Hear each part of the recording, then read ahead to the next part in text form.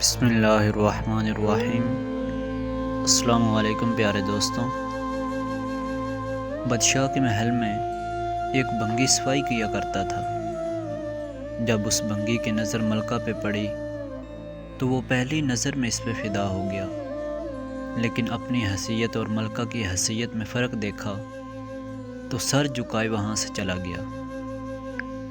پر دل تھا جو ایک ملاقات کی حسرت میں تڑپتا رہا۔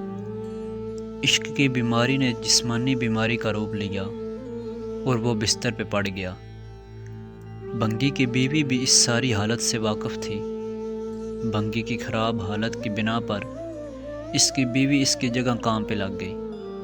کئی دن تک جب بنگی ملکہ کو وہاں نظر نہ آیا تو اس نے اس کی بیوی سے دریافت کیا کہ بنگی کی بیوی یہ سوچ کر گھبرا گئی کہ ملکہ کو اصل بات بتا دی تو نہ جانے ہمارے ساتھ کیا ہو، لیکن ملکہ نے اس کی گھبراہٹ جانچ کر اسے اعتماد میں لیا اور حقیقت پوچھی۔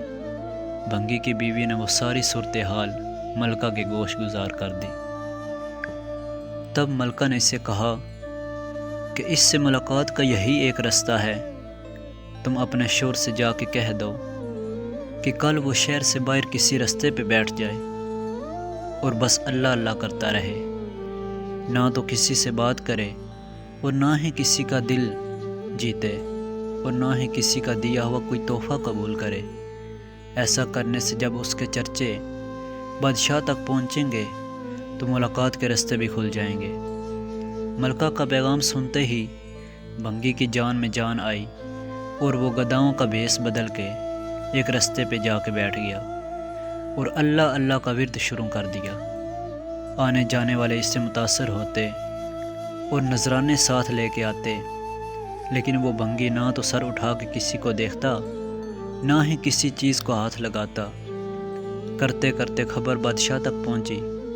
اس نے وزیر کو بھیجا کہ دریافت کرو کہ یہ بنگی کون ہے اور اس کی سچائی کس حد تک ہے۔ وزیر نے واپس جا کر بادشاہ سے اس کی بہت تعریف کی۔ بادشاہ فیض پانے کی غرض سے خود چل کر اس کے پاس گیا۔ جب ہر طرف اس کے چرچے ہونے لگے تو ملکہ نے بادشاہ سے اس نیک انسان کی زیارت کی خواہش ظاہر کی۔ بادشاہ نے اجازت دی۔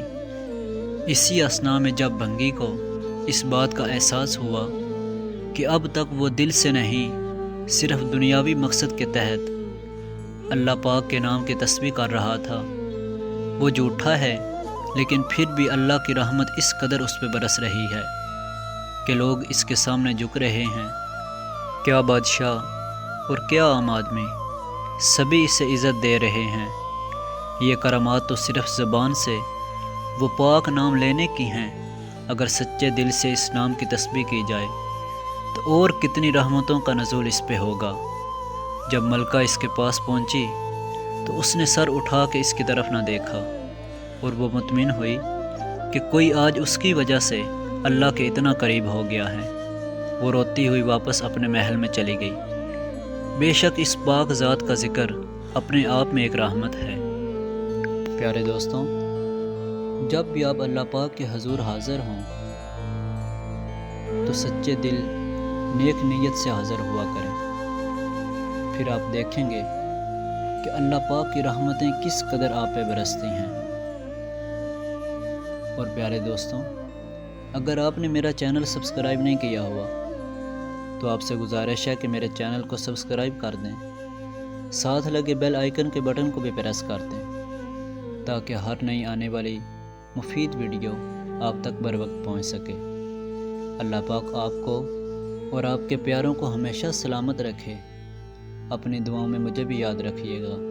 اللہ نگہبان۔